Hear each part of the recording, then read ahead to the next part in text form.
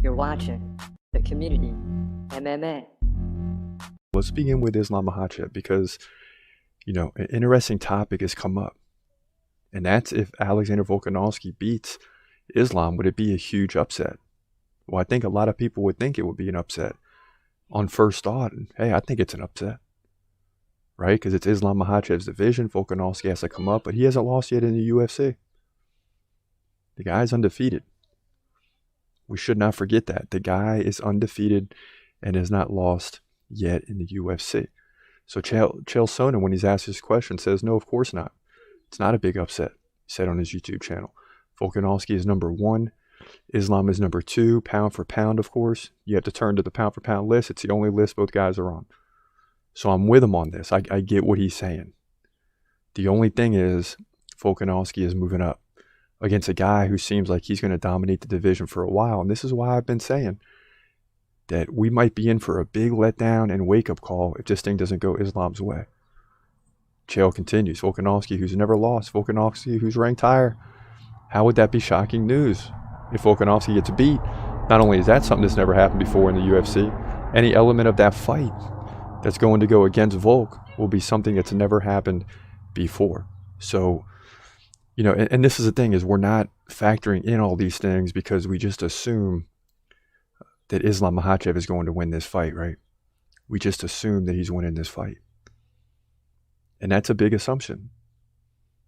And I was wrong on Charles Oliveira beating Islam. But now that Islam's won, I'm sold out for Islam. And in his first title defense, he's got the featherweight king coming up to take him on, and a guy who's never lost in the UFC. And if Volkanovski wins this fight, he may be unstoppable.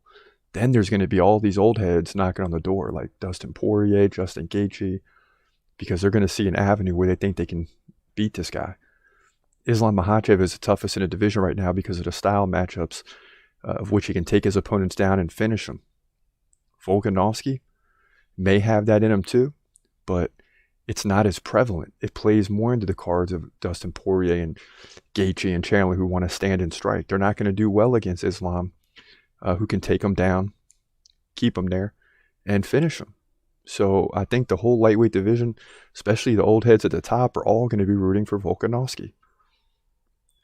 Because if he beats Islam, they're going to be thinking, hey, we got a chance against this guy where we probably didn't have a chance against Volkanovski. Now, they would never tell you this, but I think in the back of their minds, they know we're not beating Volkanovski.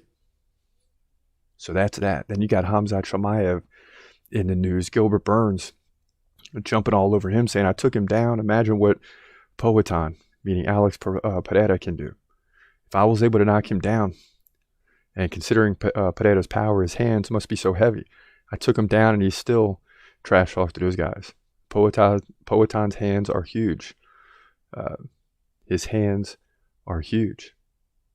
This is what Gilbert Burns was saying in a conversation with Super Lattes. So, you got that, and Gilbert Burns continues. It's not that he lost himself.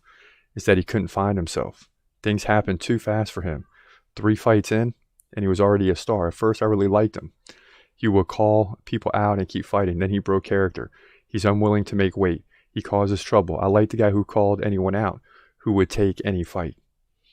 But see, this is not Khamzat's fault. This is the UFC's fault. Because when you rise in the rankings, you got the old heads like Colby Covington, not McGregor, but Colby Covington is not going to fight him. And then it's also the UFC's fault because every time a champion goes down, all of a sudden we have to have a rematch. Why wouldn't they just let Khamzat fight Leon Edwards right now? Make Usman fight someone, beat him, and then, but because he was a champ so long and it went to the 5th round, he gets a rematch, but he got knocked out.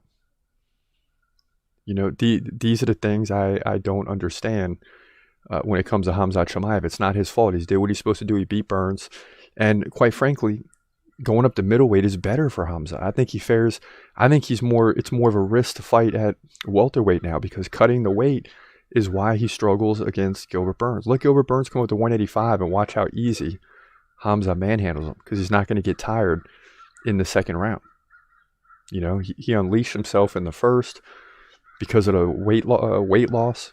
to make weight. He's done in the second and did everything he could in the third to get that victory, and he should have got the victory. So, yeah, Gilbert Burns knocked him down, but he knocked down a tired Khamzat Chimaev. Taking nothing away from him, he did it. But that's what it is. Altapa Maktapo says the worst part for me is they still have not given Khamzat a title shot or a big fight. It's so annoying. It is annoying.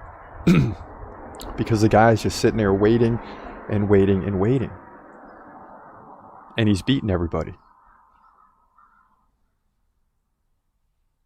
And we're going to see guys like Khamzat maybe not as good in the future kind of fizzle away and never get the title shot because of all these rematches holding up the division. You got a rematch in the welterweight. You're going to probably have a rematch in the middleweight. We had a rematch scheduled in the light heavyweight. We got multiple rematches scheduled in the flyweight. Imagine all those contenders, which really, that's the one that makes sense because there's not really a contender that can face off with Moreno and Figueiredo. They're the two dominant, but in every division, it seems like there's rematches now. I mean, I just don't get it. I just don't get the fact that we have all these rematches. Due list, nothing changing there till we get some fights in. Of course, you got Islam versus Alexander, 2 versus 6. Khamzat remains number 1. And if you wonder why we talk about Islam and Khamzat so much, just focus on the due list. The due list will tell you everything. We'd love to talk about McGregor if there was something to talk about. We'd love to talk about Covington if there was something to talk about. Number 5, Prohaska, he's out for a year. So the whole due list top 5 is kind of solidified. Maybe McGregor's got to get moved out in Covington eventually. There's going to be some room. I mean, if Volkanovski wins this, he's got to go way up. Way up. And it would be a shocker. An absolute shocker. Make no mistake about it. Getting back to another topic. Involves Khamzat too, but Andre first said make Shavkat versus Jingliang. Right? Shavkat Rakhmonov losing his fight to Jeff Neal, who pulled out due to injury, supposedly. So Andre saying, put Jingliang in there. I say go for it. I think Shavkat's disappointed because, he's looking to move up up as a contender to the top 5 because you already see what happens to Khamzat. Even when you get there, then it gets tougher because now you're on hold for 8 months. Then they tell you fight one more guy and then you get a title shot. It's like, how long you got to wait? Karabala says Shavkat versus Khamzat. That would be sick. Because that's like a 2 champions going at it. Even though they're not the champions yet because we got all these old hits slowing things down. Someone else weighing in saying they train together now. So that would be highly, highly interesting to me. Khamzat versus Shavkat. Jeez.